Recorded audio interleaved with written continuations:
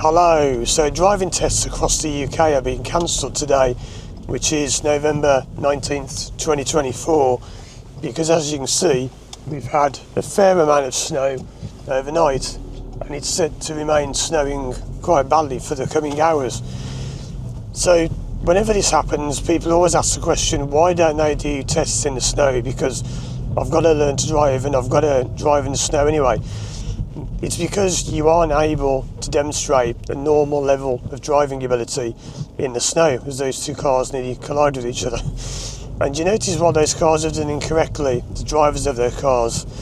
Most people make this mistake, so I'm going to give you some tips and hints on this. But quite simply, if you drive in the snow, you could kind of cheat in a way. You could say, oh well, I've got to keep my speed down because of the snow, and I can't do this because of snow, and the lanes on multi-lane roundabouts may be blocked except for one, so you can't demonstrate your understanding of how to do those. So quite simply, it would make it too awkward, and there'd be ways people could cheat and trick their way through the test. So it's great for that van. A good example there of me being careful of them and them checking the blind spot. That's good. So let me give you some tips and hints. And that car got it wrong. That next car coming towards me got it wrong. Do you see that van not let out has got it wrong? Although to be fair, it's harder for a van. So what am I talking about? What's this stuff that I'm saying is wrong, and why is it harder for a van? Do you notice how when people drive in the snow, they often don't bother clearing the roof? Now that one on the left, the black car coming out, they've done it well. Why is it important? You see the one behind them, they haven't done it so well. So I'll let them go because I'm not going to go anywhere. There's a school just here, so it gets quite busy. But you see that one coming out, they haven't cleared the roof of the car. Why is that so important that you clear your roof? Well, quite simply, when you brake, like if I brake in a moment here, if I slow down, if you haven't cleared your roof, the snow on your roof can come flying forwards, cover your windscreen, and you're temporarily blinded, which of course is not a good thing when you're driving. So yeah, always clear your car completely, the roof, the doors, the lights, everything. Clear the whole thing, and yes, you might get snowed on again, but at least you've done all you can. It's not one the other way. They barely bother clearing the windscreen. Notice how this windscreen is completely clear, because it only takes about a minute or two. I just walk around the car, brushing the snow off. So what am I doing on the road, you might ask, if tests are cancelled and I'm not doing any lessons today or anything? Well, I went out a few days ago, when it was October 30th, about 2 weeks back or so. It was quite a while, longer than I thought. And I filmed, also clear your number plate, by the way, to the car ahead, the number plate's blocked. You must have your number plate clear. Yes, I know it's snowing, it's not got too picky, but you can see that I haven't made much of an effort to clear that car at all. I mean, look how thick the snow is around the wiper. You don't want to be causing crashes and having crashes simply because you can't see, because that can put you in big trouble. So the indicators, well, could barely see the bright lights or the indicator. What a great example. That's how you don't do it in the snow, clear your car. So talking about lights, what am I doing on the road?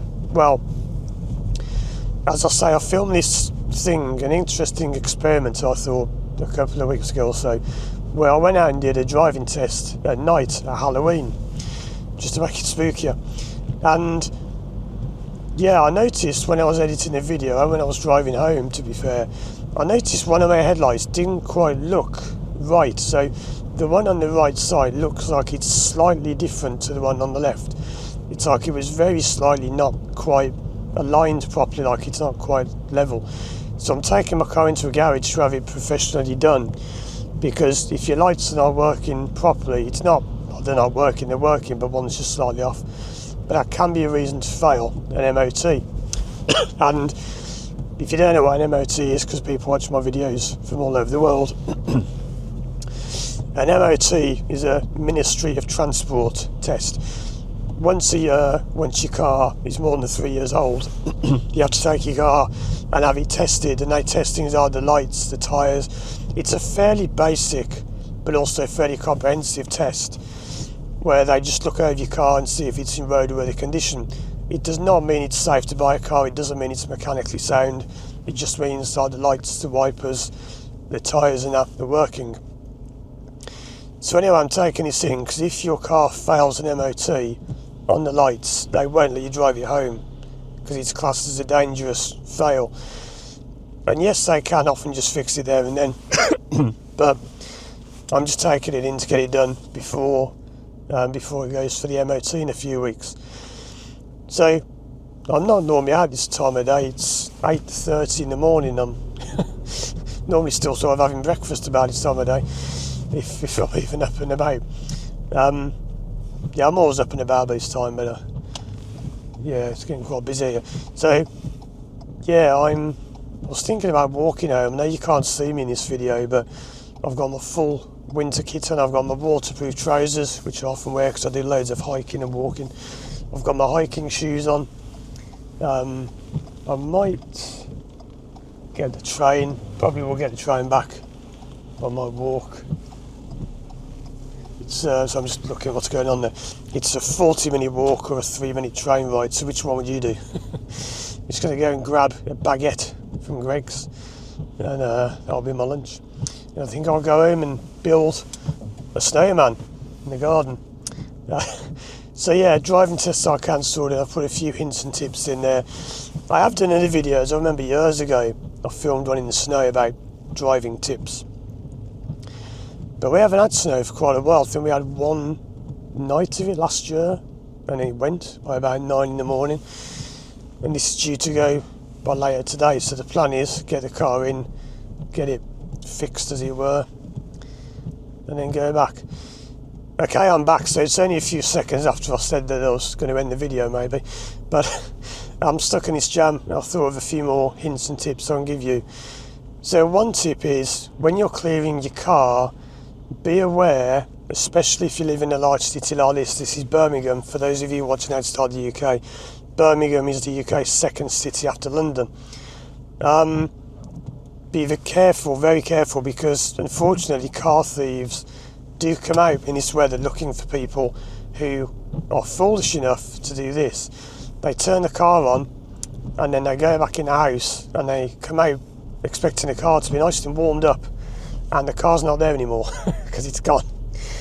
Now yes, there are certain measures you can take against that. Some cars now have different systems where, I believe Tesla does this way, it's something like you can lock it remotely or whatever, but I wouldn't trust any of those systems, because if you can lock it, someone else can unlock it. So yeah, the best deterrent for a car theft really is snow, in terms of they're not going to want to get in the car and have to clear it all. And yeah, unfortunately it does happen. There was one about a mile and a half of it, I remember a few years back. Someone was clearing the car of snow and someone just ran up. I think if I remember, they punched them in the face and then they drove off with the car.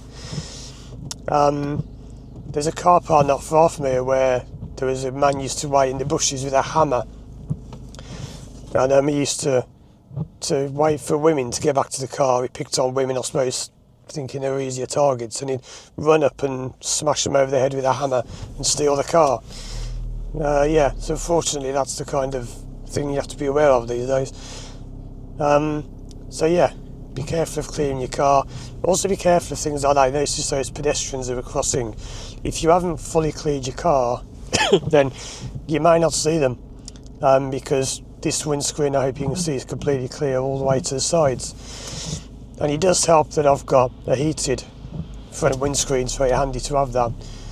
It used to be something only Ford had, and I think they licensed it out to other people, other companies, but this car's got a button, you can press it, and within a few minutes the windscreen's heated and clear. And I did a video on that years ago. Must be over 8 years ago, when I was living somewhere else, and I sort of turned it on and you could see it clear in the window. Another point in this weather is, of course, your tyres. Now I've got really good tyres on this car. I've got Michelin Cross Climate 2 tyres, which are all weather tyres. They're really chunky, they look like tractor tyres. I didn't mean to do a video about tyres, because people sometimes do ask me, are all tyres the same? The simple answer is no, they're not. I know you might think, it's just a tyre, who cares? there is a huge difference between tyres, I can tell you, and I've had personal experience of that. I won't go into that now because that's for another video. But these tyres are all weather, they're meant for snow, ice, rain and sun, they can do it all. But all I'll say is, especially if you're a driving instructor, you will regret buying cheap tyres. Don't buy cheap is the best way to put it, but that's for another video. I recommend spending good money on tyres, because if you don't, you'll wish you had when you come off the road or you're stuck on that hill in the ice that you could have got up if you had better tyres. So yeah, I probably will end the video here, or I might cut in for now to another section. Can't believe how busy this road is, because normally I don't come out, like I say, this time of day, and it's really busy. But I wanted to get my car in the garage to get it looked at, so yeah, I think I'll end the video there. I might do a bit of driving through town, but check out these videos on the screen now. Thanks for watching, and as always, I'll see you again soon for more videos, and watch out for my New Year's Eve special. I've got some big news coming in my New Year's Eve special 2024.